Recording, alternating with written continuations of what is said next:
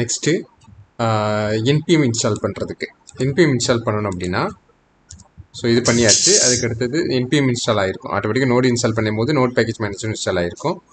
So அதோட version நம்ம வந்து npm-vன் போட்டோம் அப்படின்னா அதோட வெர்ஷன் டிஸ்பிளே ஆகும். இப்போ என்ன பண்ணணும் அப்படின்னா நோட் பேட் மேனேஜர் இப்போ வந்து ஆங்குலர் நம்ம இன்ஸ்டால் பண்ணணும். ஓகே, ஸோ ஆங்குலர் இன்ஸ்டால் பண்ணுறதுக்கு நோட் பேட் பேக்கேஜ் மேனேஜர் அதில் வந்து இன்ஸ்டால்ங்கிற கமாண்ட் யூஸ் பண்ணி ஸோ இதை வந்து குளோபலாக இன்ஸ்டால் பண்ண போகிறோம். ஓகே, குளோபலாக இன்ஸ்டால் பண்ணுறது அப்படின்னா ஓவரால் சிஸ்டத்தில் நீங்கள் எங்கேருந்து வேணால் அந்த ஆங்குலர் நம்ம கால் பண்ணிக்க முடியும். ஓகே, ஸோ ஆங்குலர் சிஎல்ஐங்கிறது கமாண்ட் லைன் இன்டர்ஃபேஸ். ஸோ இந்த கமாண்ட் லைன் இன்டர்ஃபேஸ் என்னங்கிறது அப்படின்னா ஒரு எப்படி சொல்கிறதுனா நம்ம எப்படி வந்து ஆங்குலர் வந்து இப்போ ஒரு ப்ராஜெக்ட் கிரியேட் பண்ணுறீங்க, ஒரு விஷுவல் ஸ்டுடியோ இருக்குன்னு வச்சுக்கோங்க. விஷுவல் ஸ்டுடியோவில் என்ன பண்ணுவோம் அப்படின்னா ஒரு ப்ராஜெக்ட் நீங்கள் வந்து நியூ ப்ராஜெக்ட் கொடுத்தீங்கன்னா அந்த ப்ராஜெக்ட்டுக்கு தேவையான எல்லாத்தையும் அது கிரியேட் பண்ணுது இல்லையா.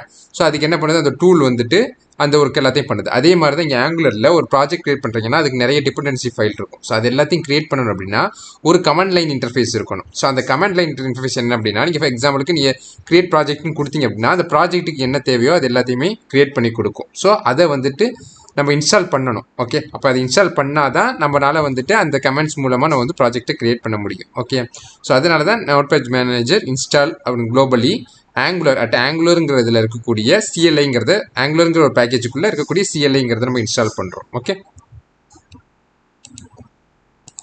ஸோ இப்போது இதில் வந்துட்டு ng-view வெர்ஷன் கொடுத்தீங்க அப்படின்னா இப்போ ஆங்குலர் இன்ஸ்டால் ஆகிடுச்சு. அதோட வெர்ஷன் வந்து நமக்கு டிஸ்பிளே ஆகும். ஓகே,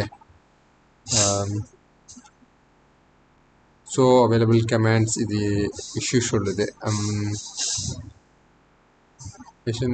-view தான் இதுதான் கொடுத்துருக்கணும். கரெக்டாக தானே கொடுத்துருக்கோம். ng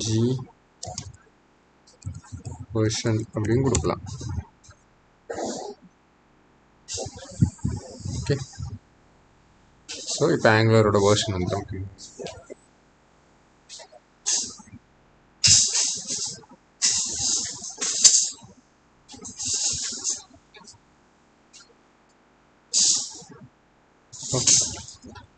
ஸோ இப்போ ஆங்குலர் வெர்ஷன்